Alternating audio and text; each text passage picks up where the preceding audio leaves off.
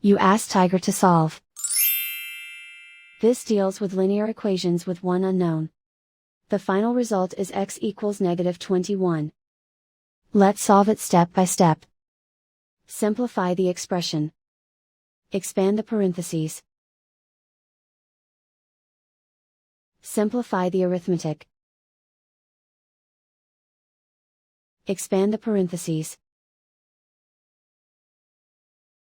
Simplify the arithmetic. Group all x terms on the left side of the equation. Subtract 4x from both sides. Group like terms. Simplify the arithmetic. Group like terms. Simplify the arithmetic. Group all constants on the right side of the equation. Subtract 10 from both sides. Simplify the arithmetic.